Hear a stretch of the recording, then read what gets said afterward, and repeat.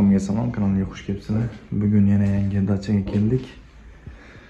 Va shtatkaturka qilish uchun mayaklarni devorlarga qo'yib chiqdik. Xudo xolasa ertaga shtatkaturka qilishni boshlaymiz.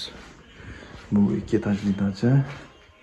Hozir 2-etajga hamma joyiga lazer yordamida mana bunaqa mayaklarni qo'yib chiqdik. Bu taraf sanuzel, bu taraf ham sanuzel. Sanuzel bo'lgani uchun burchaklar 90 gradus bo'lishi kerak. Bu taraflari ham burchaklar 90 gradus. Aytganimdek, hamma joylarga mayaklarni qo'yib chiqdik. Endi shtikaturniy stansiya yordamida shtikaturka qilamiz.